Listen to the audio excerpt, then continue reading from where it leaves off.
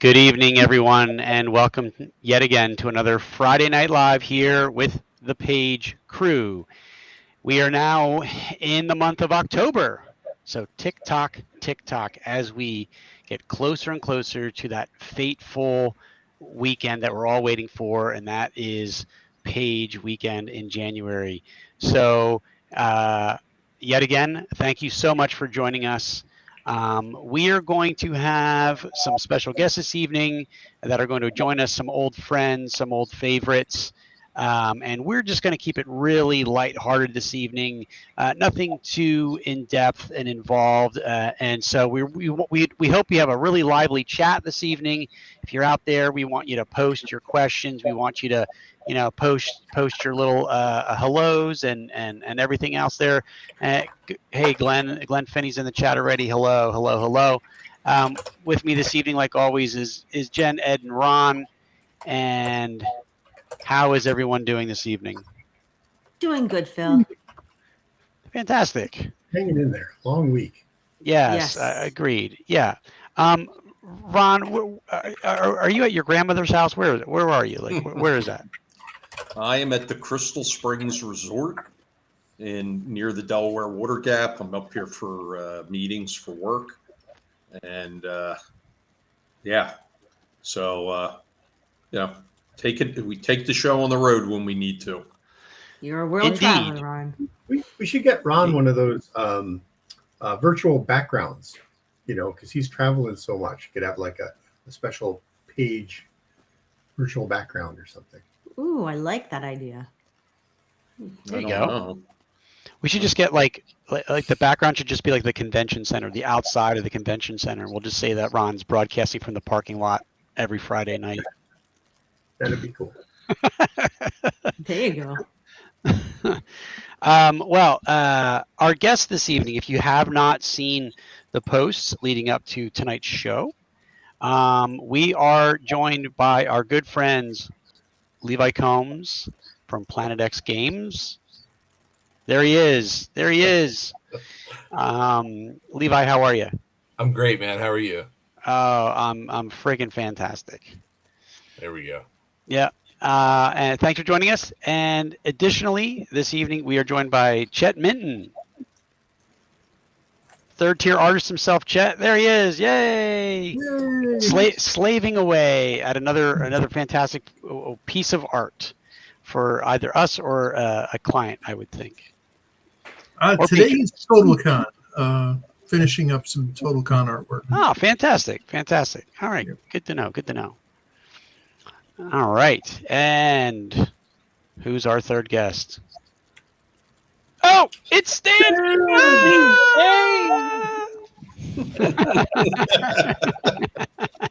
I was just hanging around. I didn't know I was going to be a guest. Yes. Look what the cat drug in. It's Stan. Yeah. No, thanks so much for joining us. Yes.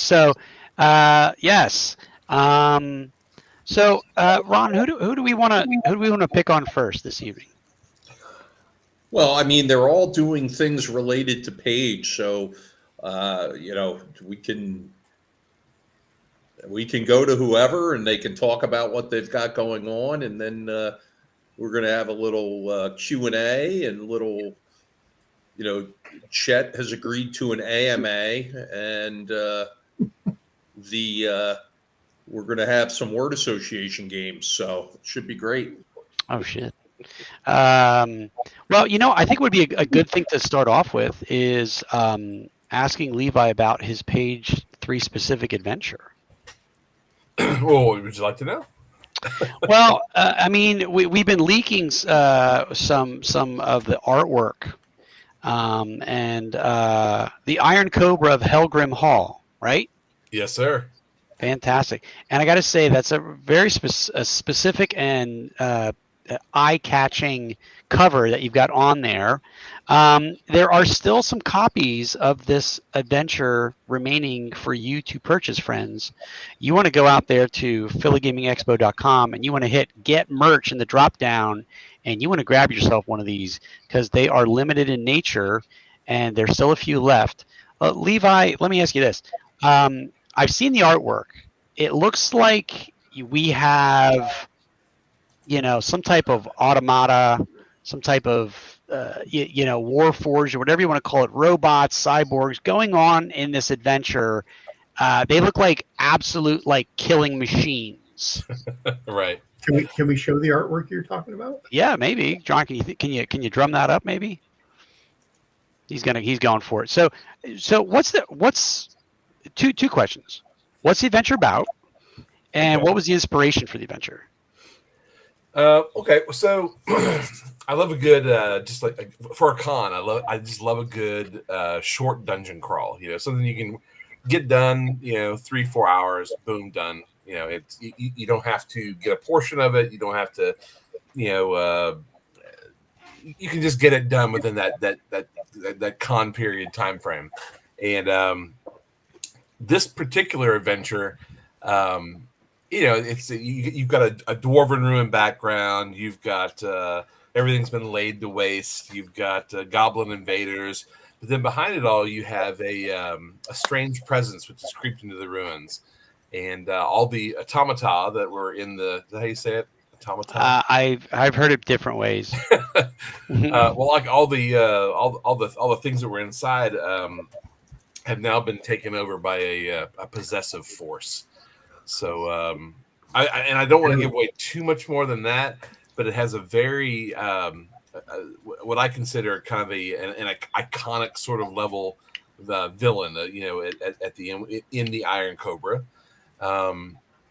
It's a nice little 1 level, maybe 1.5 level dungeon crawl, but there's room in there for for expansion. And the people that the groups that I've run that I've play tested it with and run it through have just been having a really, really good time with it. There's a lot of space within the environment for level changes and interactivity with the environment. So it's not just your straightforward fireball and charge ahead kind of adventure. It has different I don't know, interactive aspects to it. You know what I mean? Yeah. So how did you come up with the title Helgrim Hall? The one weird thing I do in my spare time is I have a bunch of notebooks, and I'm always just scratching down names and places and different spell names and magic items, and I'm just I'm always writing wherever I go. I take it with me everywhere I go, and when I get done with it, I put it away and get a new one. So when I got with Ron, I started kind of just going back through some of those notebooks, and I came across my notes for this Helgrim Hall, and that's kind of where the name originated. But out of that, just kind of a organic growth of ideas. That's amazing. Levi and I were talking about this just yesterday, and I do the same thing. I have notebooks full of stuff. But especially, I go back 25 years ago or more when I was living in China, I would just fill notebooks full of D&D ideas, D&D adventures, NPCs, names, whatever it was. And, I still refer back to them, but now on my iPhone, I've got the notes feature, and I've got things like new campaign world, it just fills stuff up. Names full. If I decide that what the next adventure is going to look like in my home campaign or what a future adventure is going to look like, I'll shoot a bunch of notes that I think about in there, and maybe I'll come back to it and write it. Maybe I don't, but at least they're there, because otherwise I'd forget. Yeah, you got to write it down when you think of it. Right. No, 100%.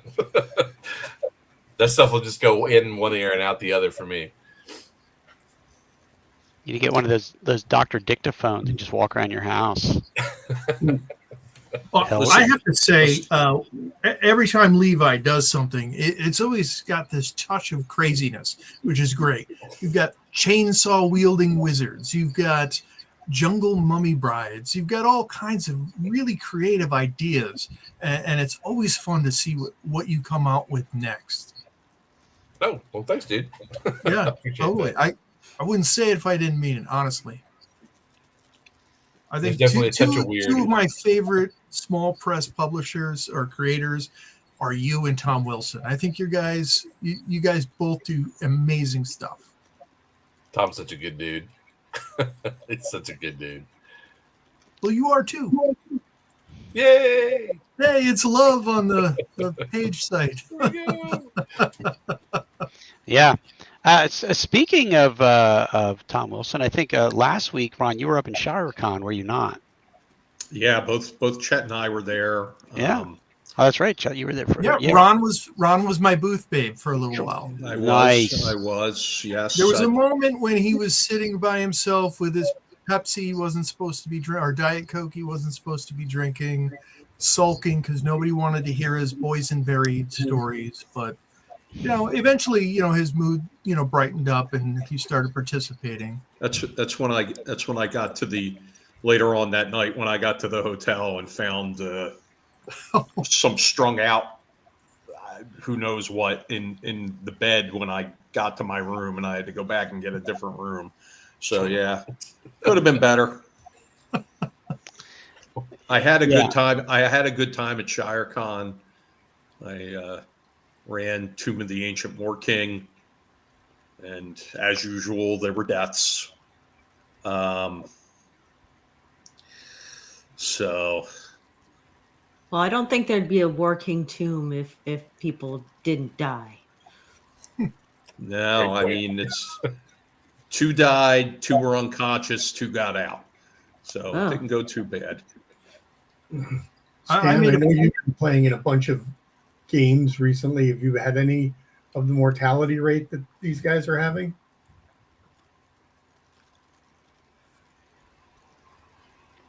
Sorry, Ed, who are you addressing? I asked Stan. So I know Stan's been playing in a bunch of games. I was wondering if they've been having a lot of PC mortality rate, kind of like you guys seem to have. No, so far everyone's managed to stay alive, much to all the various GM's chagrin. Yeah, those damn players sometimes very frustrating. My current campaign, I actually have my players nervous for the first time in quite a while. They thought they were going to be. They're going through the Hall of the Fire Giant King, and they've come across the Drow Priestess. Oh. And I changed the encounter a little bit, and they kind of got into pincer, and so they got people behind them and in front of them. And I've got a big group. It's like six players, and they typically just shred everything I throw at them because it's a 5e campaign. And they're starting to get nervous. And it was getting late, so we stopped the next round of combat. We'll stop in the middle of a combat. It's fine. Nobody really cares. But they're like, wow. We're actually getting a little nervous here. Like this isn't looking too good for us. Well, it's D&D.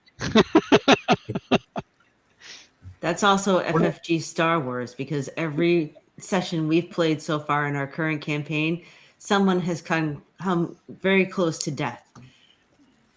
And one of the people lost his leg. One of the toughest things in D&D nowadays, I think, is getting players to actually run away occasionally. Very hard. I have had to train my players sometimes that is often, or well, occasionally a good idea, and it's really tough to get them to do that. Well, everyone wants to do the heroic thing. Yeah. Yeah. Well, I just ran away today. I play in a campaign through Discord, and with it's kind of like a little modified, almost like play-by-post sort of thing with a longtime friend of mine, and my barbarian has been and his followers have been rampaging through parts of the Western Forgotten Realms, and Yeah, we're having to run now. We broke into Darkhold and started Oh, killing stuff and burning stuff because the Zentarum have been like a problem for this character since day one, and he's a little tired of it. So is it a single person party? Well, right now it's a single person party. It's been, it's part of a higher level adventuring group that all like broke into different parts. So he went on his own, and he's got followers at this point, and the Zentarum just won't leave him alone. They keep attacking his village and doing things. So he went to Lork. He sacked Lork, which was one of their strongholds. And he went down to, I forget the name of the village on the way, on the trade way where the Zentarum have some sway. He went there. He sacked the Church of Cyric. And so he broke into Darkhold through the dungeons, came up out of the dungeons into Darkhold, and started just like indiscriminately killing people. So, but the mage masters of the Black Fortress came down, and we had to take our leave. So. So Stan, not that you're also working on some artwork for the Page mini campaign, correct? Yeah, I'm working with Ed. Ed and I are going to be at Game Hall Con later this month, and he's going to be testing some of this stuff, as I understand it. And I've put together. So one of the things we're going to do for Page is this thing we're calling the Illustrated Dungeon. Ed, you need to correct me when I say something wrong, because I come in on this on the side. So what we're calling it at Game Hall, and it is a playtest of one of the adventures. It's called the Illustrated Dungeon, and a similar adventure. Actually, at Game Hall, we're only running one adventure. At Page, we're running a whole campaign. We're running 3 preliminary adventures and then a final. And nice. The one we're doing at Game Hall, Stan has illustrated a number of the pre-generated characters that we're going to have. And then while we're at the table, I'm going to be running, those are the PCs. I'm working on them right now. While I'm running the game, Stan is going to be illustrating some of the things that happen at the table. And I believe he's also planning on doing some key illustrations based on the adventure. Once we're at Page, we're not going to have time to do that before Game Hall. But that way, we'll have illustrations of the main villain or some key things. And then also just the funny stuff that happens. The artwork he sent me is actually in color, and it's finished artwork. The stuff we do at the table will obviously be quick sketch thing. And this is basically, Stan has been in many of my campaigns over the years, and he would always sketch during the adventures. And I remember we had one game going on when we were both at TSR where I actually gave his character extra experience when he would sketch out some of the stuff, because it helped people remember what was going on at the table from week to week. Just real quick, there was something said in the chat I want to address. I'm going to read it out loud here. I have no idea what Page is, but just got our tickets for the Philly Gaming Con. Badges 1000 and 1001. Unfortunately, it's the only con we go to, and everyone is great there. But does everyone have any recommendations for other cons near Philly or Harrisburg? As I'm a blind game master who uses D&D and love actually playing with my wife for a change. Ooh. And would love to do it more, and cons, and a great chance to both be players. Now, Michael, first I'm going to address PAGE is an acronym for the Philadelphia Area Gaming Expo. So when we say page, we're talking about the convention you're going to. Secondly, interestingly, we have Jennifer Cash, one of our co-hosts here, who runs the Blind Bard YouTube channel, who is also blind. And she has all sorts of tips and fun things she does related to, gaming when you're sight impaired. So, this is a much longer conversation, but, we're glad you tuned in tonight, and we're glad you're coming to the convention, and we're looking forward to hanging out with you there. Jen has a regular YouTube channel, and also I believe you're running at least one seminar at Page on this subject, right, Jen? I am, yes, the Blind Bard Tabletop Guide. So we'll be going over all sorts of things, tactile tools, storytelling tips, all sorts of fun stuff. And hey, I would love to meet you at Page. We have to plan a meet and greet somewhere, because I don't really know any other blind tabletop gamers. So let's do that somehow.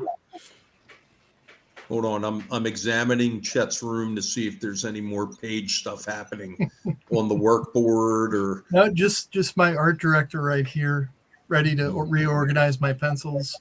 Chet, I didn't know you were going to be on tonight. I've been swamped with work, but I would have worn one of those great Rankin Bass inspired shirts that you sell. I've got a couple of them.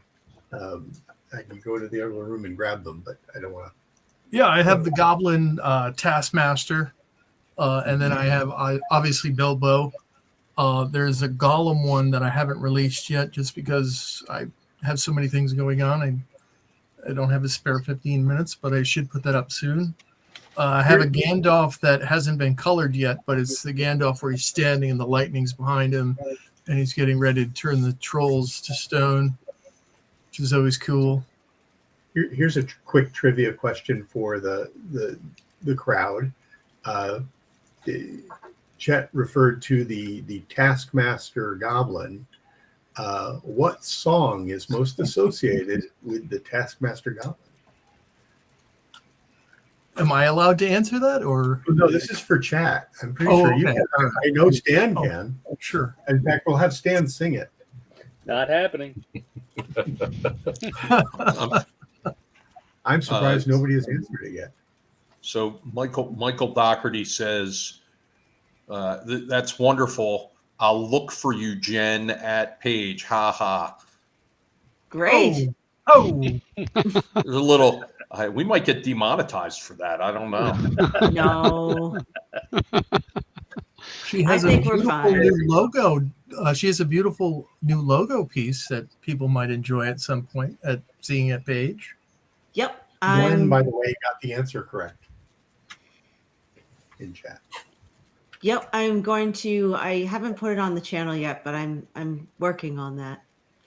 Do we have a rough that we could see? Either of you have it handy? Listen, I was a consultant on that piece. Who were you now? I was giving Chet all kinds of ideas. Chet did such a wonderful job with it. Well, thank you. It was an interesting new challenge to work with someone who is sight impaired, to be able to give you a sketch and then go from sketch to ink to colors and be able to communicate it and have you appreciate all the details that we made sure to have in there for you. Yeah. And I think the piece came out great. It did. And I can't wait to put it on the channel. I've showed a few friends and they thought it was gorgeous. So, yeah. Yep. And I'm not sure when we're going to get to it, but we have a sign in our tavern room that we need a logo for. So I'll let you know. Okay. Just make sure to let me know, and I'll put it ahead of anything that Ron has for me and push Ron back again. Don't worry. I'll make sure to let you know plenty of advance notice. So the answer, Ed, is Hold on, Chet. Oh. What were you saying, Chet? about You- putting your artwork last, or You guys are terrible. Oh my God, what happened to Chet? Oh goodness. He had enough of this nonsense. Trap door through the floor. But yeah, Chet, Glenn in chat got the answer right. But sorry, it got driven out of my head. I had a question for Levi somewhere around that subject, and I can't remember what it was. Darn it! around the Goblin Taskmaster and where there's a whip, No. there's a way? It was an artwork related question. Oh man. Sorry, my brain melting, I guess. But So, Levi, tell us about the artist that did the artwork for the page module that you're putting out. So that's Adrian Landeros. He did a ton of work for Frog God back when they were all together, and he's been with me since day one. So for the last 8 years, he's worked on I want to say nearly every project that I've done, like 20 between zines and modules and books and whatnot, probably 30 projects that he's worked on. And that guy, man, if I could work with him for the rest of my days, I would. He's just one of the best artists I've ever worked with. He has such a great attitude, and it's just he's still a very young man. So who knows what this guy's going to be in 10, 15 years, like he's just a very, very talented individual. We were talking about word association games. Frog God is to gaming as Alderaan is to the Star Wars universe. Oh, God. What did I say? Did I say something wrong? They are indeed. Not all the pieces are there anymore, but that's not for me. That's not really there for me to talk about. So wait a minute, we should be at Frog God Games. This asteroid field isn't on any of the charts. But all of my favorite pieces are collected elsewhere now, and getting ready to turn out some really, really great things. So I look forward to the Zachs and the Caseys and the Jens of the world putting out really wonderful stuff again. Jen is here's some breaking news. Jen Glazer will be joining the auction staff at Page. Cool. Could ask for a better one. I don't know if she's going to be wearing her Devilette outfit, but she was told the Devilette outfit was optional. do we have any particularly interesting auction items coming up? Have you gotten any donations yet? Yeah, we have a few interesting ones. One, we have an old B. Dalton TSR issued bookshelf, which they've become extremely hard to find. Stan, I think it's one we had in the in Cubeland. I think I don't remember who had it in their office. I didn't, but someone did. We have a Dungeon Magazine #1, Dungeon Magazine #2.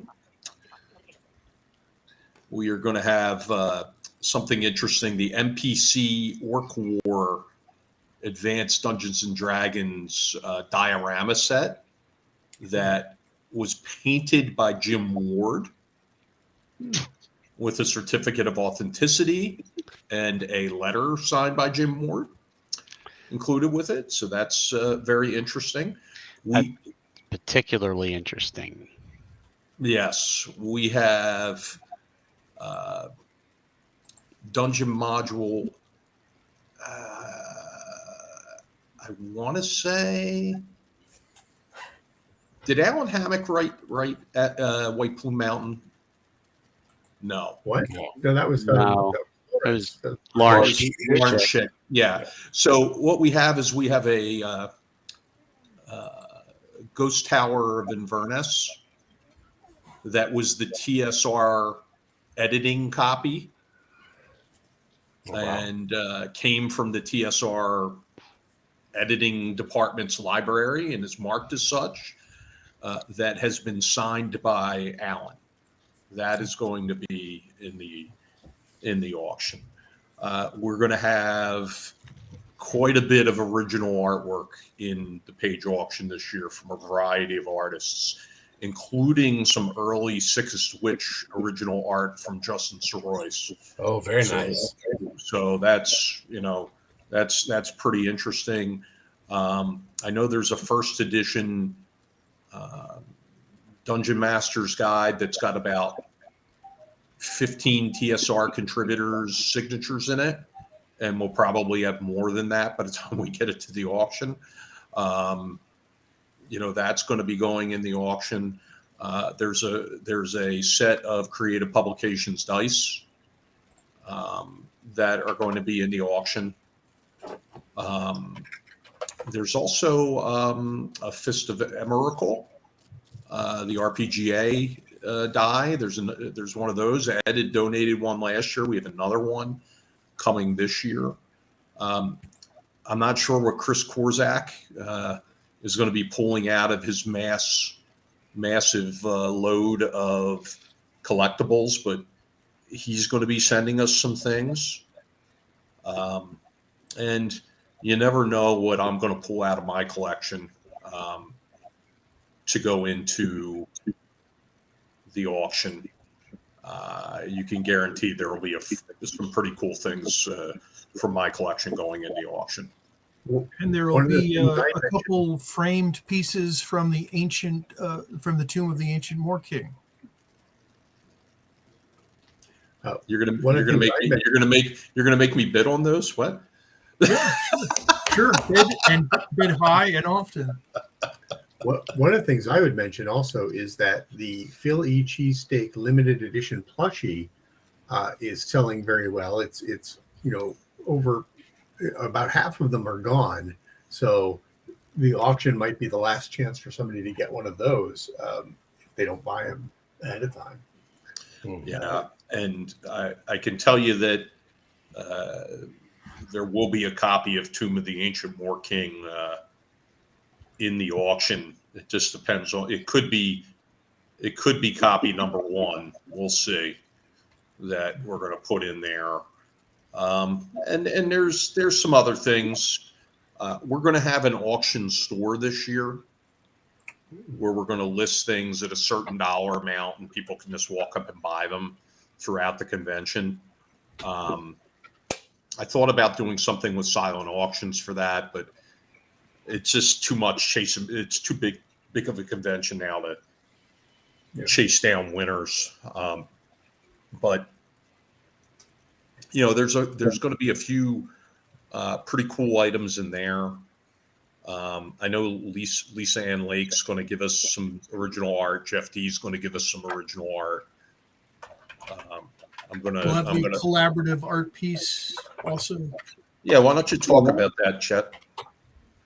So all the artists who are attending Page, are quite a few of them, are all contributing and drawing on one collaborative art board, similar to the one done for GaryCon. Right now, we're having Chris Arneson work on his piece right now. I'll be picking that up at Gamehole. I'm bringing it around to the different artists. So by the time we hit Page, most of the artists will have had a chance to work on it. I'm going to stop by and visit some cartoonist named Stan at Gamehole and see if he can do a quick drawing on it. We'll see, because he's a little fickle sometimes and doesn't want to draw for you right on the spot. Who's drawn on it so far, Chad? I know you have a few on there. So far, it's Chris Arneson, myself, Jeff D, and his partner Manda have drawn on it so far. Yeah. I don't know. I think I may have mentioned this last time. I'm gonna be donating one of these. One of the so we talked. I think we talked one of the times I was on previously. Pokemon Junior was the best-selling RPG ever by a very particular standard. They only ever did one, but we had 3 or 4 mock-ups of the box for number 2, and I have a couple of them. Never got done. This is just the mock-up that was made for internal use and for promotion that never happened because the game got canceled. It sold too well for its own good. That's right. Oh God, one of my most depressing stories. But I will be. I don't know if you want me to ship this to you ahead of time, Ron, or to just No, bring it out with me when I come. I can pick it up at Gamehole Con if you want. I'm going to be at Gamehole Con. All right, I can do that. Hey, shout out to Gamehole Con, by the way, for being just a fantastic convention in general. Alex had that zeroed in for years and years and years. It's has always been one of my favorites to go to. Just impeccable. Yeah, I'm looking forward to being out there this year and all that good stuff. You know, there's another thing that's on that we're going to have, and I can't for the life of me remember what it is, but it's the same gentleman who donated the original copies, the original tournament modules from Gen Con for Needle last year. He's got an oddball RPGA item that I can't remember, ever having in my collection, or even remember seeing it. So that's going to be in the auction. I suspect that'll be a high-end item. I know Hector Varela is planning on putting some things in the auction again this year. Year one, a lot of the high-end items came from him. He's got more. So, yeah, the auction's looking good for this year. I don't know if anyone saw the. I think Alex posted today the auction items for Gamehole. On Facebook earlier today. I was going through the list. There's some really interesting things on that list. Yeah. So fall auctions abound. It looks like we've got it says we have a question for Levi in chat here. I'm signed up to play the Glittering Crypt of the Ion King with you. Are you going to have copies of that adventure there for sale? Yeah, of course. But if you're playing in the game, there's a chance to actually win the win the adventure. At the end of every game that I run, what I do is I always just kind of look for the MVP. I asked the table. I was like, who is the MVP of the adventure? Like, who was the person who really drove it home? And then whoever that is, I just sign the copy that I use and I give it to them. So Very nice. if you're that MVP, then you can just have a copy. You got to bring your A game to the table. Yeah, I mean, it's just it's fun. It's the same thing with the Tomb of the Ancient War King. When it's run as a tournament, the pre-generated characters have personality traits listed, and at the end of the adventure, each player reads off their character's personality traits, and then we ask the other players to decide who did the best job with their character. So, and it's interesting. I've run it a few times at conventions, and it's always somebody different. It's always a different character. Like, all of the characters have their own moments to shine, but they also have their moments to be where their individual personality can come out, and so no character. There isn't the one boring character in the corner. Like, you've got 5 personality traits. Pick them out and roll with it. So it's a lot of fun.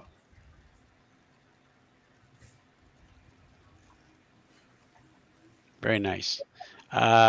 Jen, Michael Doherty in chat just said he found your channel and he gave it a sub. Oh, great. Thank you so much. He's looking for more direct connecting info over there, and also feel free to DM him here on Ooh. Facebook. What, he's trying to slide in? He Slide wants you to into slide Jenn's into his DMs? It's a little presumptuous there, Michael. What's going on? Well, you can find me. I'm on under Jennifer Cash on Yeah, Facebook. Take her to dinner first. Jeez. And this is Paige. I'm After Dark. Hey, I know that we've been talking about some of the stuff for Paige and everything. I know that all of you have some projects that have been in the works. I mean, Stan just released Necromancer, the card game, everything. What are some things you guys have up and coming that you can talk about? I recognize you might not be able to talk about everything, but.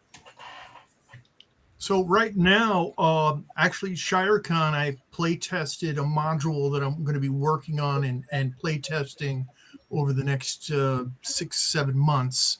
So I did the first play test at Page, which was really well received. A few tweaks here and there. I got some great feedback from the players, how I felt I could change a few encounters and make them tougher. It was almost a total party kill right in the beginning because the party split up into 3 different room sections and then got trapped away from each other, which was great. So that part of the adventure worked really well. I'm going to be doing all the artwork. I did all the writing for it. It's pretty much complete other than I'm play testing it, and we'll make some changes as we go along. I hope to release that by end of next summer. I'll also be running this for the Gold Badge game at Page. It's one of the first games that sold out. Yeah, it was like 4 minutes and it was out. I was really surprised. Actually, this past game was the first time I ran an adventure at a convention. I was kind of nervous to run games at conventions because you got superstars like Levi and stuff like that, and so I was really excited to get my hands going on that.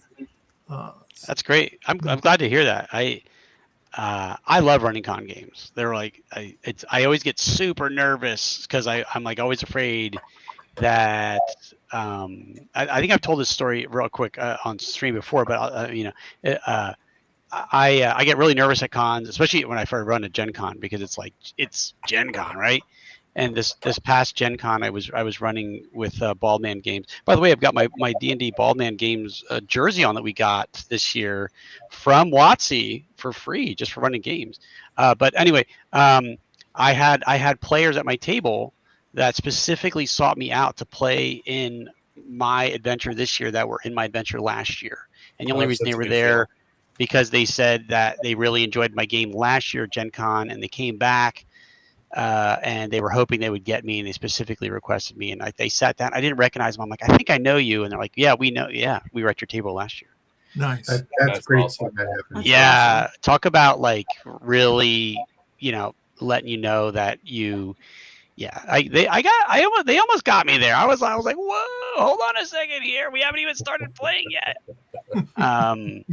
But yeah, so I feel you. It's really nice to see that. Yeah.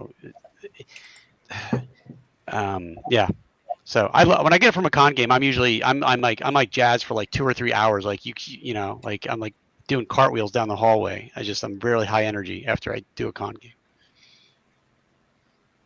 That's good. And let me see. Scott. Levi, what do you got coming up? Do you say me? Yeah. What do you got? Sorry. What projects are you working on that you can talk about? I'm wrapping up a few Kickstarters and they're really just they're done on my part. It's really just the delivery. Wrapping up that with about 3 projects that fell behind when I had my aneurysm. But then I have another one called The Screaming Tower, which is like a Jubilex Ooze Lord kind of adventure.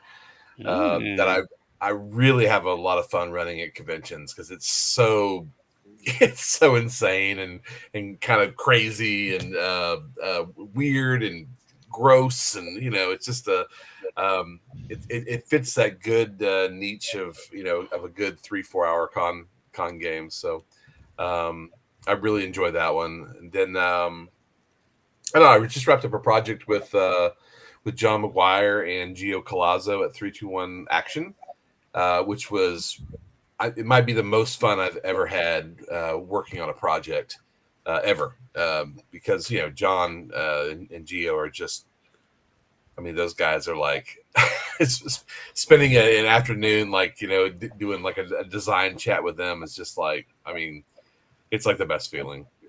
Super imaginative dudes, super cool guys, and we had a blast doing that. And that one's called Days of Future Fairhaven, which is a Weird Heroes of Public Access adventure. Yeah. Just real quick here. Scott Bombeck's talking about running convention games is a real blast. I ran Old Gods of Appalachia at Gen Con this year, and we're bringing more sessions to Page. Yeah. And I'm sure everybody saw the news, speaking of Old Gods of Appalachia, that Monty Cook Games will be at Page. They're setting up a 600 square foot room where they're going to sell their products from and run games out of. So pretty excited. I'm excited. I've never met them at any con, so this will be the first time. And I've heard all good things. I'll be interested to find out from Monty who's coming out for the team, which will be interesting. We'll see them at Game Hall as well. Yeah. My guess is some of their folks that will be at Game Hall. I know Sean Reynolds had expressed interest, and I don't know if Charles would actually make the trip, but that would be nice. Charles Ryan. I think if they're setting up a room that big, I bet that Charles and Tammy will be there. That'd be good. Take them out for cheesesteaks. Let me see. Oh, I was going to say, Levi, Ron's wife does canning, and I think for your Screaming Tower, if you could have spoonfuls of this really great fig jam that she makes, you could just for Weebelex, there we go. Yeah. I've got a great weird display of the tower, and there's a very large Jubilex like slime, but we rigged it so that when you squeeze it, stuff comes out the eyes and mouth. So it's a nice little set piece that I can put in the middle of the table. You should get a second one. Donate that to the auction. There you go. It's just so weird and so much fun, but it makes a nice point. In the middle of the adventure when they run up on that, all the jelly comes flying out of this thing. It's a lot of fun. I got to see Chet in action running his game out at ShireCon, and he was taking pictures of my butt. Honestly. Oh, do you guys want to see those? I can pull those up. I can pull those up if anybody wants to see it. Okay. But they're thick. Yeah. I got a good butt story for Stan, but rather hear about what are you working on now? No butt stories. Well, I mean, in getting ready for Game Hall, I'm actually also getting ready for Page because I'm like the Illustrated Dungeon. I'm running something there that I'm is a first time out, so I can have it smooth when I get out to Page for this rules light system that I'm developing. That so far I'm calling the Epic Tales RPG. But the idea is just a something that's good for running one shot like con games, like demo games. And so I'll be I've got that all in place, and I'm polishing that up for so I can hand some out to the people that are playing at Game Hall. I'm also probably going to be talking about Kickstarters. I do holiday cards every year, and people keep telling me I should sell those holiday cards. So I'm going to put together a bundle for after I get back in the latter half of the month. And a quick little, hey, buy some holiday cards. Are you doing your calendar again this year? You know what? I will probably put together a calendar that you can print and buy and print on demand, but calendars just don't sell well enough to be worth the time and effort to do the printing and shipping and everything myself. This is going to sound really weird, but I would love it if you could put together a calendar. I was about to say desktop calendar, but that's actually a phrase. But a calendar that I could actually upload onto my machine and then input stuff on it, because I'm always making them myself. Because I have a hard time keeping track of everything that's going on. I don't want to put everything in my, Outlook work calendar or something. But so I make a virtual calendar, and then I put in like, oh, I'm going on this vacation, or I'm going to be at Page for this time. I would love to have a calendar with like your illustrations, but then like some nice blank spaces where I could input, my own schedule or data or something like that. That might be a cool thing. Certainly worth. Yeah, I'm not sure how I would put that together, but that's certainly easy enough to start looking into. One idea for the holiday cards might be have a tier that's a custom design one where people, pay out a much higher price and you design the Christmas card based on what their description is. It's certainly possible. I mean, that's they could just hire me to do that. That sounds like a commission. Yeah, exactly. But yeah, no, and I've done that for people, and then handled the just kind of put the order in and ship them the cards. Yeah. The other thing I'm going to do is besides holiday cards, each year I create my own little birthday card that I send to folks throughout that year. And so now I've got 5 or 6 of those piled up. So I'm thinking about putting together a crowdfund thing to buy those, and including one of the things you can buy is, rather than buy a blank one, I will send a birthday card to someone you want, and I'll do an original sketch in it and include a happy birthday sticker or some such like that. That's a cool idea. Really? Yeah, big time.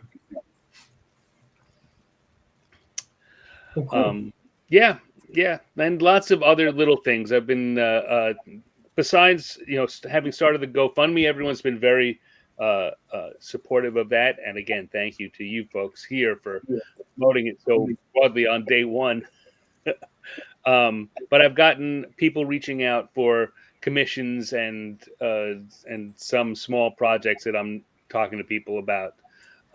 So those are all taking up time to sort through and line up and see what's working and that I don't double or triple book myself. Because the last thing I want to do is take someone's generosity or interest and then make them and then disappoint them. I hate disappointing people. Well, I would be very surprised to be disappointed anyway. I'd say I've done nothing but disappoint you, Ed, and I keep trying to make up for that. Hardly. Stan is kind of my go-to guy when I need some artwork. He's I've got several pieces of his around. I just showed him a picture of. He did a really cool rendition of one of the adventures I wrote for D&D as part of his 50 years of adventure thing. It was King of the Giant Downs, or is that what it? I don't remember. But anyway, the illustration, I finally got a chance to go get it framed, and I left it out on the table while I was going out to buy a frame, and I come back, and one of my cats had put her signature on it by biting one of the corners. Fortunately, there was not any serious notable discussion, but if you look closely, you can see the little teeth marks where my little angel defiled the Everyone's a critic. She must have been hungry. Yeah, that was and I can only surmise that it was her because she's the one who'll eat anything. She'll go after plastic and wires and things like that. that the drawing on that is one of the ones I did for the 50 years in the dungeon show, where I to celebrate the 50th anniversary of D&D. Each week I was doing an interview with someone, and Ron, you're on the list to be a guest coming up. Don't think I've forgotten about that. I have a guest on and do interviewing. While we talk, I start drawing a cartoon homage to a classic piece of D&D or gaming art. And for the first 52 episodes, I did one from each year that D&D was around. So I started with 74, and I did one through everything up to 2025. And you get to watch his drawing because he's got it set up so that you can see him do Oh, it. nice. It's a lot of fun. Cool. But I was happy that one of my pieces got featured. That was nice. Obviously I didn't do the artwork. I just wrote the adventure. That's no small feat. It is, and I enjoyed it so much that I had this figured as a 1-year thing, but I've kept going now, and I've broadened it out beyond just D&D, and I'm having guests on from other companies and drawing pieces of art from products that are not D&D. Now it's just working on one this past week for Fantasy Age from Green Ronin. And I did one recently. Did you say Green Ronin? I did say Green Ronin. I know somebody who just did a new logo for them. Ron? Oh Yeah. no! Here we go. John? Oh no! Yeah. No! Here comes Ron's favorite joke. Let's hear it. Come on. He's digging in his files. Look at the smirk on his face. It's Green Ronin. For all the people out there who don't know that, that's Poor Ronin Ronin. Wong, That's one of our Ronin special Wong. guests. Yes. Right. An actor. He is actually going to be helping out with the Page mini convention adventure as well, or mini campaign. Yes. Yes. It's almost like Peter Griffin with Bird is the Word when Green Ronin is brought up. For a moment, I thought you were actually going to mention the fact that Chris Pramus, founder and head of Green Ronin, will also be at. I also, for a half second, and then I looked, and then I saw Ron's face, and I saw the smirk. I'm like, here comes the Green Ronin pick. Who, by the way, yeah, he'll be at GameholeCon too. So. I One thing realized. I was going to ask is Apparently, I've been roped into playing in a live stream Cthulhu game that he's running on Saturday night. He didn't tell me it was a live stream. I found out from a third party it was a live stream. so that ought to be Saturday? good. No, at Gamehole. It's like Gamehole. Saturday of Gamehole. Yeah. So Stan was mentioning the 50 years of adventure thing, So but for those of you who don't know, little bit of this news, year- little bit of news for everybody. Still banned. Pickles is still banned. Oh, I thought you unbanned him because we raised the money that we were supposed to. Yeah. I remember seeing a special guest I post. seem to recall that too. Yep. I saw it too. Called out. Anyway, Called out. this year is also the 50th anniversary of the Call of Cthulhu RPG. I didn't know if any of you were doing anything special for that. Obviously, Ron is going to be playing in a 50th anniversary adventure, but Yeah, I might boycott it. I might boycott it out of I may boycott it. We'll see. Goodness. But I don't know if Stan was doing any artwork, or Chad, or Levi, anybody doing anything special Cthulhu related this year. Yeah, I haven't been roped in for anything Cthulhu. Definitely have a lot of stuff on my schedule I've got to get done by end of year. doing a lot of convention artwork. So I'm doing convention artwork for Total Con, Rising Phoenix, Page, OSR Con. Where is that one? OSR Con is going to be its first year. It's going to be in Massachusetts. Of course, I'm spacing as to where, but it's near Marlborough. Oh, yeah. Okay. In between Marlborough and Milton, I think.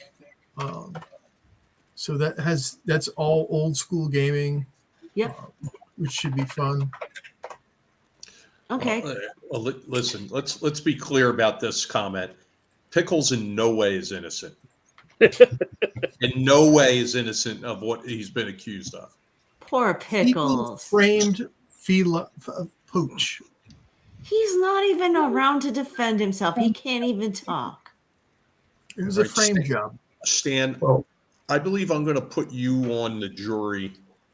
Oh dear. For the trial we're going to have at Page for Wes Allen from DM Tales. The trial of Pickles. Well, he can do that. No, the jury. Wes Allen stole. Oh, there you go. You will do the courtroom sketches. Yeah.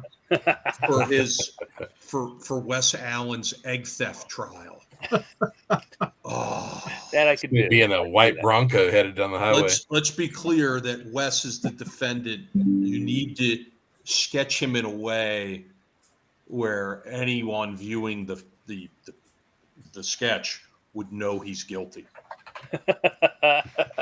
like kind of dark around the eyes, the eyebrows like kind of angry. I hear you. Wes, that's what you're going to need to say when they send you to the big house for egg theft. Egggate. Elise Paxson. Egggate, yes. It was funny because we were searching all over the place when we were there, trying to find that thing. Find the eggs? Yeah. And they were in Wes, and they were in Wes's office. That's where star witness Anthony Simeone found them up in Wes's office on his desk on a separate floor from where the rest of the convention was being held. It's very provocative. Yes, I am trying my case in the media right now.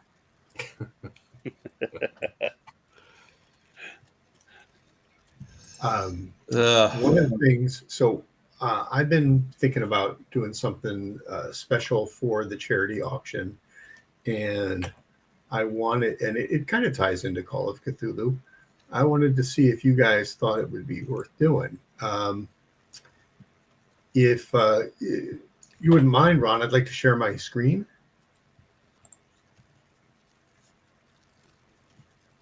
Okay. All right. So sharing a screen over here. There. So I thought it would be fun to paint up this nice little friendly gazebo.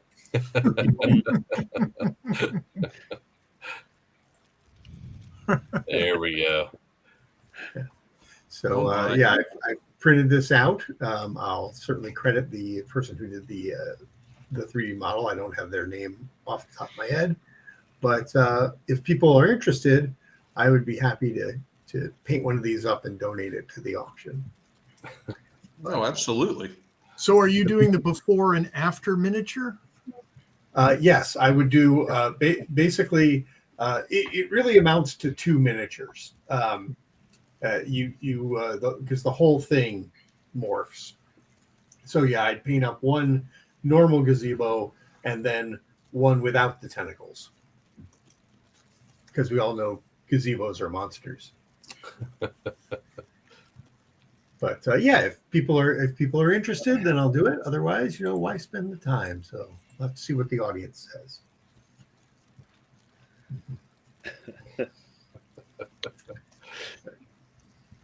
Maybe Stan can do a cool cartoon to go along with it or something. It's funny because I've heard the story of the Dread Gazebo, and the thing is, though, I seem to remember a story that predated it coming from the old Phil and Dixie cartoon that appeared in the back of Dragon Magazine by Phil Folio. I think that was actually the original gazebo story. Although I don't believe the gazebo actually morphed into anything in that cartoon. But I'll have to find it. Check it out. Maybe I'm wrong. Maybe I'm imagining things. There's literally a Wikipedia page called Eric and the Dread Gazebo. Yeah, and I maintain I think that the Phil and Dixie thing happened first, but maybe I'm misremembering. Check it out. I just remember the Knights at the Dinner Table, the Blackburns. Yeah, and I think that came before the Eric and the Dread Gazebo story too. So I think I thought that it came from the Knights of the Dinner Table. So did I. Yeah. Well, maybe that's it, because Knights of the Dinner Table did appear in Dragon Magazine for a little while as well. Yeah, that's been around a long. I mean, 20 plus years at least. I mean, at the very least. The whole story about that too, but can't really tell that online. Yeah. I think Stan knows what I'm talking about. I won't admit to it.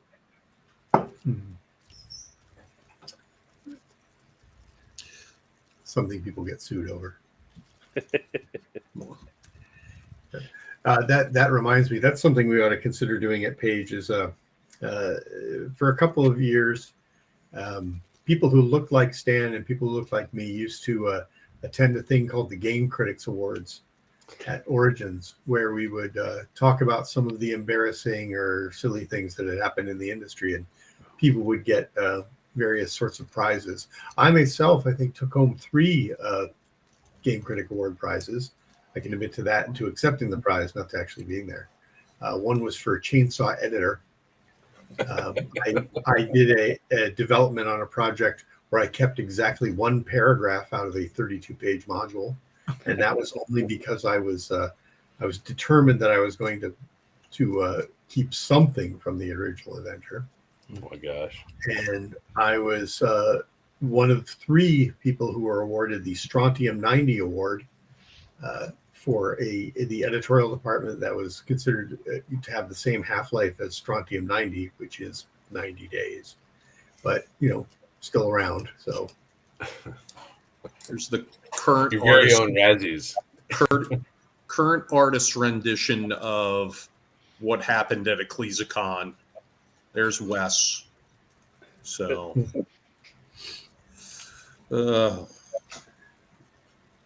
it's amazing he could carry the thing and not break it. It was just an artist rendition, Yeah.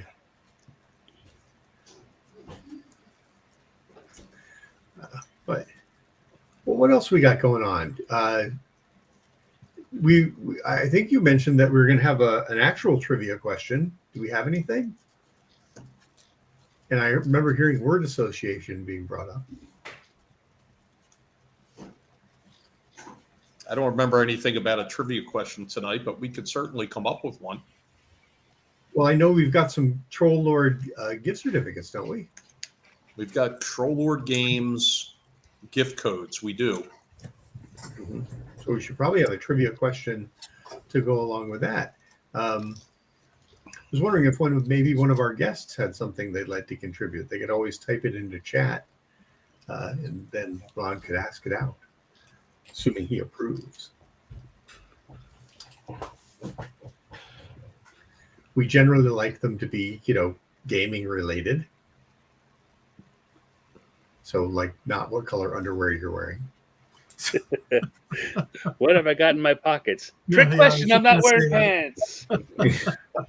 There, Stan, that was a trick question. I've got a trivia question for a $25 Troll Lord Games gift certificate or gift code card. Okay. Chet Minton has multiple booth babes who work conventions with him. So let's put him on the spot here. There he is. Uh-oh. He's got multiple booth babes. Name 3 of them. Geez, 3 of them? I can name one. First one to put three of the names in chat, you'll get a $25 Troll Lord Games gift certificate. That seems pretty hard. I'll give a clue. 2 of them run their own conventions. Mm-hmm.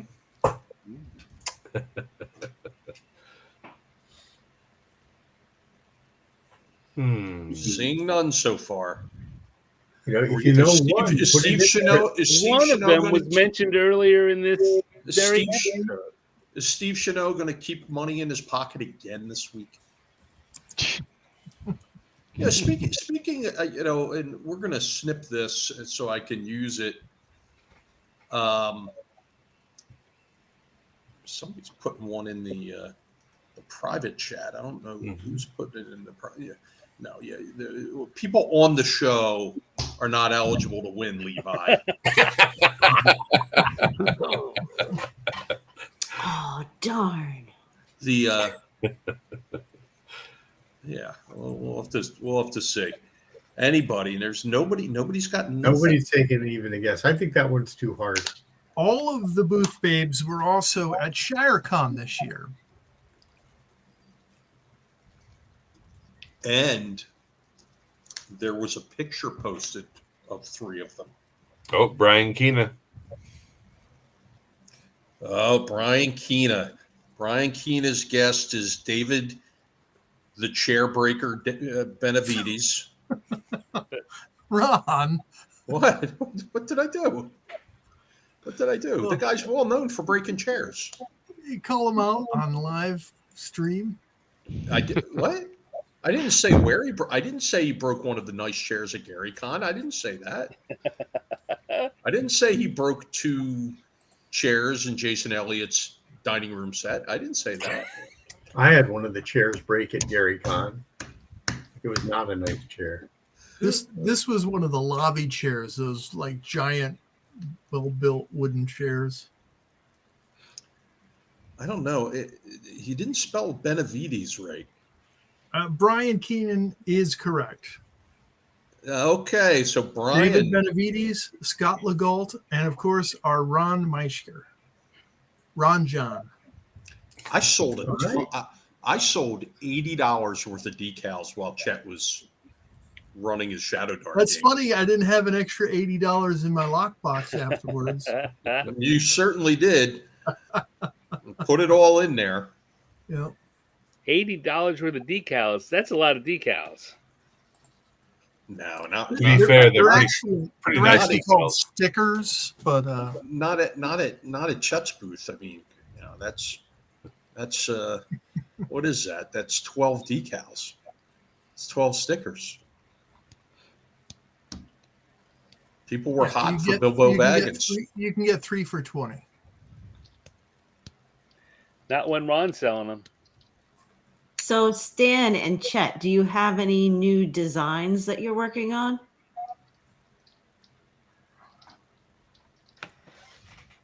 I'm starting to look at my holiday stuff. Like I'm starting to think about I need to do my New Year's design for next year and my holiday card, and usually have a sticker that I do with it. So Cool. nothing that's going public yet. So I have 3 projects, personal projects that I'm working on for myself in between working on commissions for other people. Commissions are taking most of my time, but I'm working on a graphic novel based on my Circasso picture, which is the mouse riding the chicken that a lot of people may be familiar with. That's going to be my full-time project next year. I'm working on the artwork for my module. I just actually worked on designing the boss at the end. I did some sketches of that. I have drawn up some weapons for that. And I'm doing the character portraits for that also. Nice. And then I'm also working on large posters that have a lot of different story things going on. So it would be a piece where you come up and you look for all the little different details in it, filled with different characters and animal creatures and stuff like that. I've done one where it's a crashed robot that's rusted in a forest, and there's tons of things going on in this like jungle tree kind of world, and in the background you can see multiple planets on a space kind of starscape behind you, behind the robot. Chet. You talk about that kind of poster, and I still get lost in looking at the artwork on my first edition DM screen because there's so much going on in that artwork. Sure. Yeah. Whether it's the warrior with the woman, whether it's the warrior pulling the sword out of the chest with the little gnome guy and the wizard watching over him, whether it's lizard men attacking, whether it's a dragon breathing fire, whatever it is, I can look at that and I will always find something new in that. So, I commend you on that. And all kidding aside about Chet, one of the projects that we've got coming up are some Kickstarter things related to Tomb of the Ancient War King for the second printing of that. And that's going to be pretty heavily related to Chet with some of the stuff he's going to be doing with that, whether it be 28 millimeter game mats for that, or like an old school illustration book. We've got some ideas there, and that's a good partnership. I crack the whip and Chet pulls his pencil and pen out. It's really good.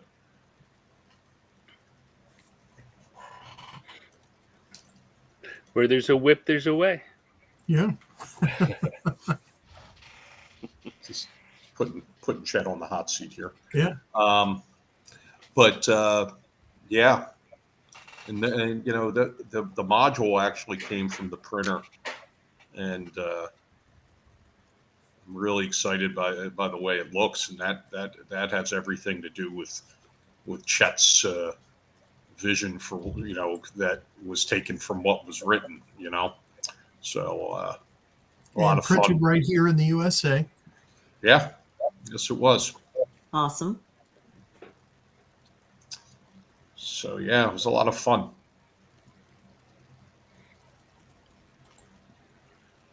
So, all right. Well, are there any questions from the chat group for our three guests before we let them go? Levi's eyes are getting heavy. I can see it on him. He's a dull eye. So a question. Brian Keena says, give the gift card to Michael Doherty for being the 1,000th sign up. I think we can do that. I think we can arrange that.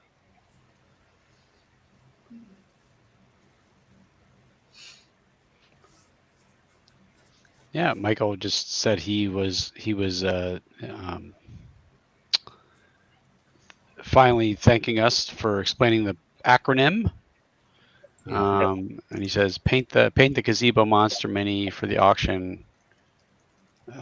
What did he say? He thinks the booth babes are Blossom, Buttercup, and Bubbles.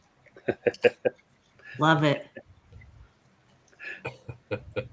And for Jen Glazer for the helping with the auction, you should get her a cheesesteak outfit to wear. Cheesesteak outfit. Instead of a devilette, what does that make her? We can get her a cheesesteak outfit, but everybody will be saying that it should be ordered without. Yeah, no. Instead of a devilette, she could be a steakum. Oh, wow! I haven't heard someone say the word steakum in years. Right. Eating a lot of steakum sandwiches as a kid. I say steakum. You just say it, and I can smell them. Right. And feel the grease. Yeah. To answer Scott Garibay had something about the top TTRPGs and based it on the events tables that were run at each game at Gen Con.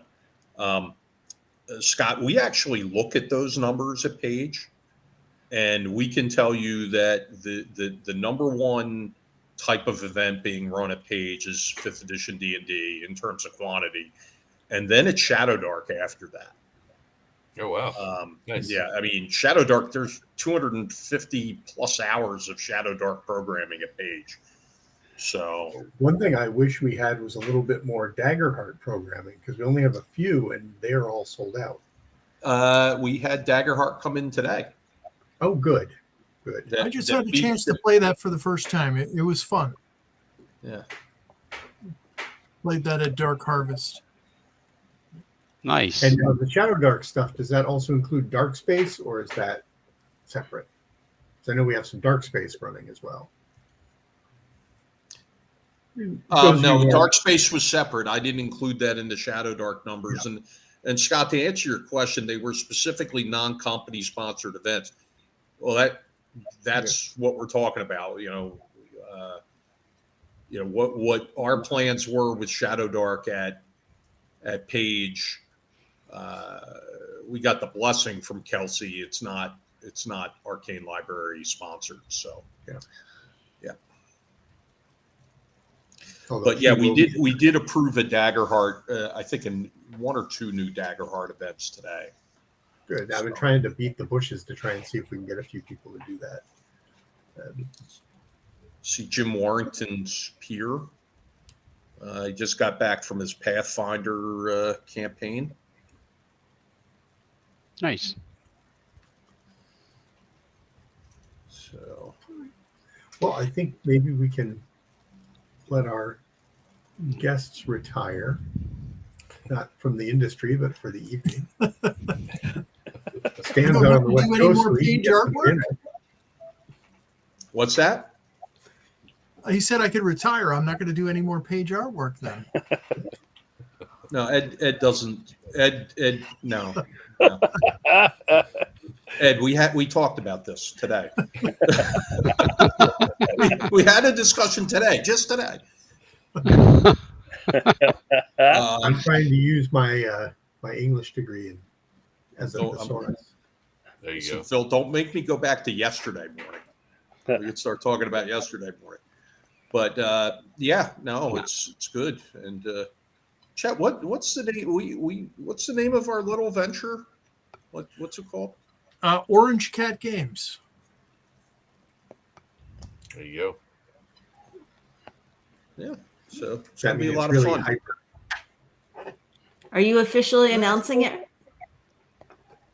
Well, That's what it you is, did Orange last Cat week, Games. I think you showed the logo off and everything, didn't you? That was a mock-up of the logo. Oh, That was AI art that Ron was playing with. No, I didn't do that. That was Chet's art. There was someone that looked Chet, like don't make me pull out some real AI art. I've got some good Chet Minton AI art. You can use the water weird. That's cold-blooded, Ron. That's cold-blooded, man. I asked AI if they could take a picture of Chet and put it in the fetal position. And it did. It did. Oh my gosh. Yeah, I lost about 40 pounds too. It was great.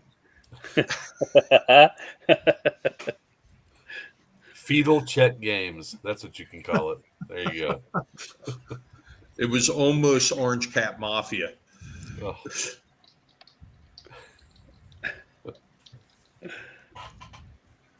Did Ron just call Chet a robot? No, I did not.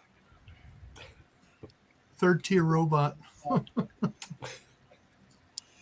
It's it's he's tweaky. Beady. Oh man. What? As soon as I heard bitty bitty bitty, I was like, no. How many times do you think the tweaky robot, as part of its little gig off camera, tried to tweak Aaron Gregg? Oh, and I gotta go. It's a beady. Yeah, well, that was basically the only reason I was watching that show as a 10-year-old. Anyway, It's like it's Aaron Gray. yes, yes. Yeah, there you go. What's up, Buck? What's Yeah. up, Buck? Yeah, I was always confused in that show, like Dr. Terrible. Theopolis. You know, Twiggy would wear Dr. Theopolis around his neck. Remember, Doctor was like that little Yep. medallion that was always talking. Mhm. You know, and I'm like, I was like too young to understand. I'm like, why does he keep calling like the medallion Dr. Theopolis? Like, and why is it talking to him? Like, That was just futuristic Flavor Flav. yeah, right, exactly, yeah, yeah. I'm a little proud of myself that I remember there was Dr. Theopolis. I mean, that's a deep cut, dude. That must be hand it to before you. my time because I don't remember any of that. But Buck Rogers. Yeah. Oh, okay. Yeah, this is Buck Rogers, the show from the late 70s. Bitty, bitty, bitty. Flavor Um, Flav Yep. in the 23rd Before my century. The Yeah. film and the first season were actually fairly good. There's some interesting stories about why the second season just absolutely blew up. There wasn't enough Aaron Gray. That's why. More Cylons, more Tiger Man, Was more was Wilma Deering. was the second season was the second season where we had a lot of episodes of the Hawk Well, in that it? was when they went out on the Searcher thing. Yeah, it was terrible. Yeah. Anyway, Hawk was like the Yul Brenner of the future. He was such a weird character. It's crazy. how can you be half Hawk when the only Hawk feature you have is like a feathered head? Right. You don't know if he had other things that were Hawk-like. Well, it's true. I mean, he had his rubber black suit on with a feather head. He had no It's It's more balance. like a bald eagle too. He had that, Just like a he bird, had he had that, no balance. he had that Greek nose going on. There you go. Yeah, yeah. Oh man, I watched that show a lot. What is the year that he was supposed to have blasted off in his mission? Was it like in 1994? NASA It was launches in the last of its deep space probes, like something like that. Yeah. And Buck That's Rogers next week's 25th trivia question. century. There you go. There you go. Yeah. You should have someone donate a copy of the TSR Buck Rogers game to the auction. Oh wow. Which one? I only knew there was one. I didn't know there was more than one. There were two. Oh, okay. To be what was very unfortunate was the first one was not very good, and kind of poisoned the well, because the second one, the high adventure one, was actually pretty cool. If that had been launched first, it might have found a small niche audience. But it was also the classic we'll keep making it until you start buying it line delivered at Origins 1990, or not Origins, Gamma trade show circa 1994, I think it was. I remember those Dragon Magazine articles at the time were brutal. It was just like, but buy this game, please buy this game. It was, I mean, it was in the 90s at some point. Sometime Yeah. ask Peter Atkins his story about the Buck Rogers. That's a funny story. Mm-hmm. I'm not sure I can agree with this hierarchy that Bomback here has put into the chat. Ooh. I've tried to rewatch some Space 1999 recently. Oh yeah. I don't know if I remember that Yeah, show. yeah, no. I mean, again, the Buck Rogers thing. I mean, the first season was, and the second season were kind of night and day. I mean, can we all just agree Lost in Space with Dr. Smith and the with the little wig that he had that made him strong like Samson? That's just trumps it all, you know. I think it's also important to look at everything sort of at the time. One of the things I have talked about many times growing up, in the 70s and 80s and stuff, I remember if anything on TV came out that was vaguely science fiction or fantasy related, you watched it because that was all you were going to get. and you probably weren't going to get another one next year. So you watched what you could. So Right? If you didn't watch it, you weren't going to get more next time.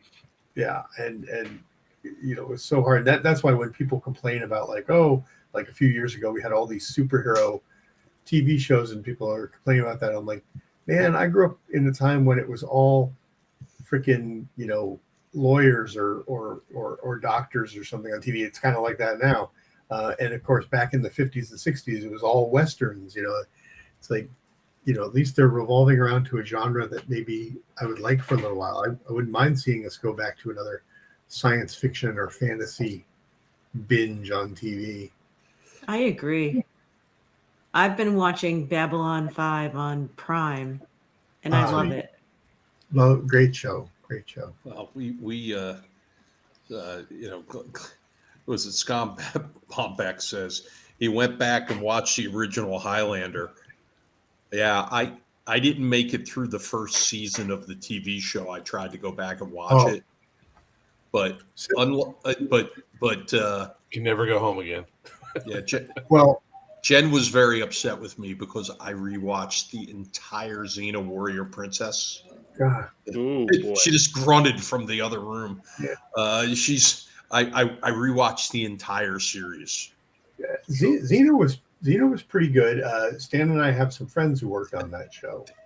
Highlander, I got to say, the Highlander TV series really got better in the second season, like dramatically so.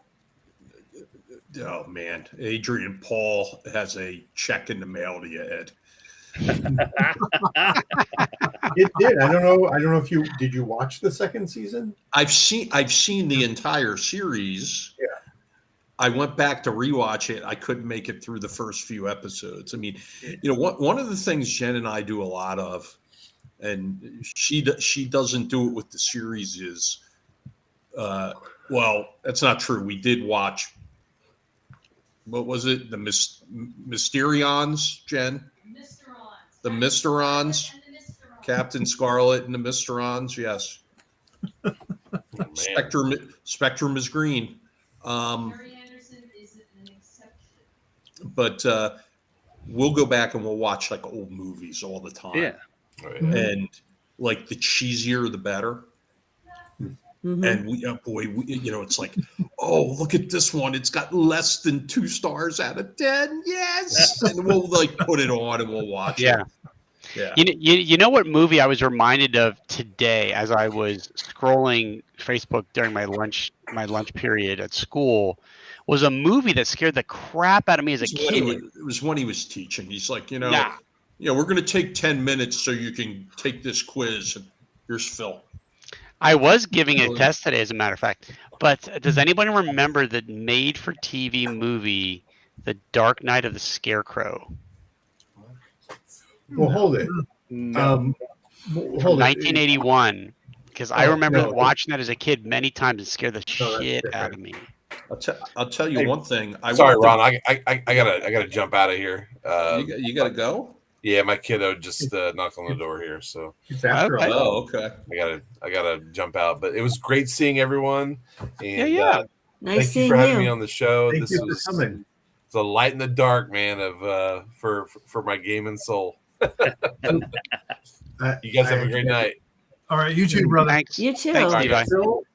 Phil, Dark Knight of the Scarecrow. What was that?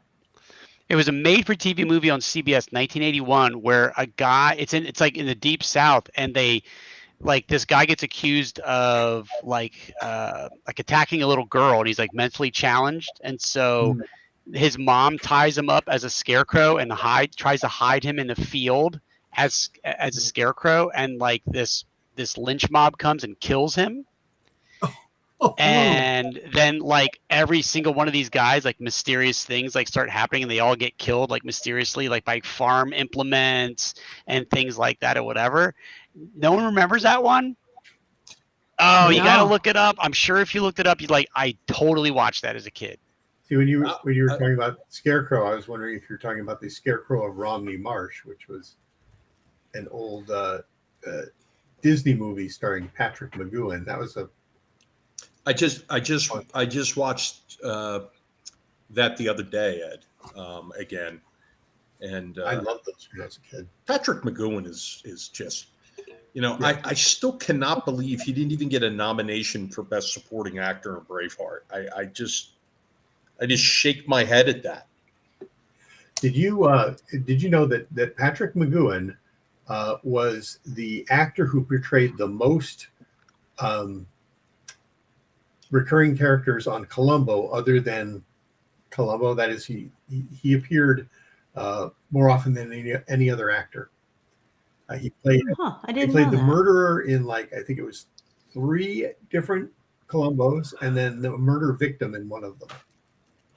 Boy, this is very that's a pretty deep cut of trivia, Ed. That's some Columbo I'm both guest a star Patrick trivia. McGowan and Columbo fan. So Boy, no wonder Levi popped out right at the right time. I mean, the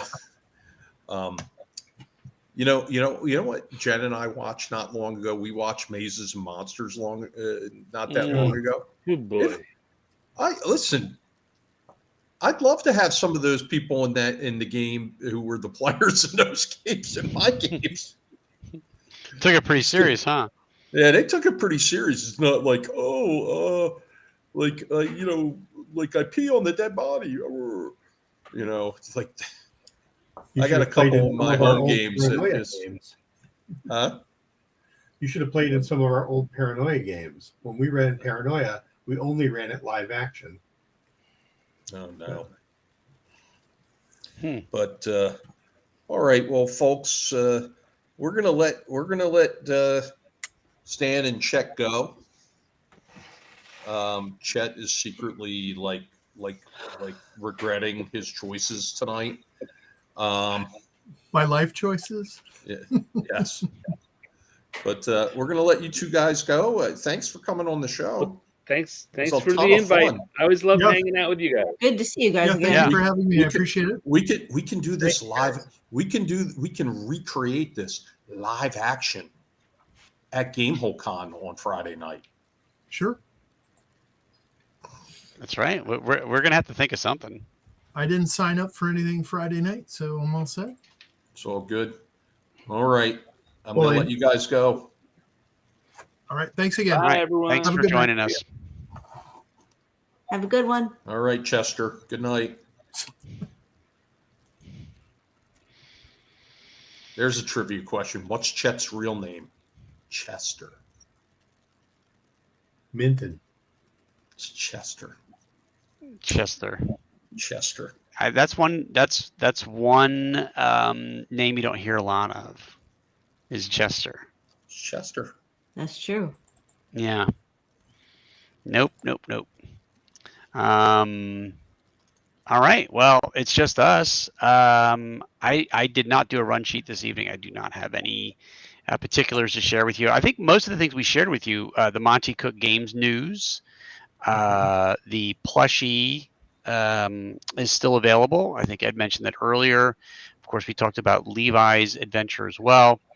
And it is past October 1st. And so, but I do believe you have until Sunday to take advantage of is that right, Ron? Until Sunday? Yeah, until Sunday night when I get back Sunday from night. my little trip here. Yeah, to take advantage of the lower cost badges. So after Sunday evening, it sounds you're going to see badge prices come up a little bit, and so if you're on the fence, you're going to want to get a badge from now until Sunday evening. We haven't announced an hours when that's going to happen, so sometime Sunday evening that'll take place. Badge sales have been brisk, merch sales have been brisk. People are definitely taking advantage of that shrinking window, that closing window. So yeah, we sold 100 badges last week. We're up to exactly 1,111. that's 4 ones in a row, folks. Amazing, right? So yeah, people are definitely getting excited as we get into the cooler months. And I just anticipate, and Ron and I both anticipate that just to continue as we get into the holiday season. Speaking of holiday season, folks, if you can't go to Page, maybe someone that you know that is a gamer would like to go to Page. And would it not be a fantastic holiday gift to warm their hearts with a Page badge? I mean, yes, is the answer to that question. Or Page merchandise. Or Page merchandise. How about both? How about both? A badge and a t-shirt, a badge and a t-shirt and a plushie. Folks, this is what 2026 is all about as we enter into the new year. Let's make it a special one, shan't we? We shall. All right. Enough shilling for Paige right there, as we should probably get going ourselves. That was we did a really like a low key. We just kind of sat back and chatted. I thought that was a really good show. There was no pressure to ask questions about projects and stuff like that. It just was a nice group of folks hanging out. Yes. Well, Glenn, if it's a good pitch for Paige in the holidays, I'm sure you've got people in your life that would love gifts. Is it time to sign off? Are we done for the evening? I don't know. Our viewership keeps surging up. The more lowbrow the humor gets, the more people are tuning in. How many people do we have now? Only 12. We only have 12 now. We were up to like 20. We're in the broadcast. Sure, we'll get, Yeah. As our guests check out, so does our audience. Yeah. Actually, it went up after it had dropped down to a low, and now it's going back up. So Chet joined the audience just so he could say my birth name is actually Chet Minton. So I'm telling you, something I did, it came up as Chester. I don't know. All right. Well, I have Chet Minton. That's like a combination of 1970s and 80s baseball names, like Chet Lemon and Craig Minton, the old sinker baller, for the San Francisco Giants. Now there's some obscure stuff right there. There you go. All right. Hey, we've got a Phillies playoff series this weekend. Yeah, that's right. Yep. Cool. Yes. If you're a Phillies fan, folks, the Phillies start their playoff run tomorrow. Yeah. Well, good luck to them. Hopefully they do well. They did better than the Red Sox up there. Yeah. Everyone's hating on the Sox. No, but it's all good. But all right, Jen, do you want to take us out? Sure. Well, everyone, have a wonderful night, a wonderful weekend, and we will see you next week, same time, same place.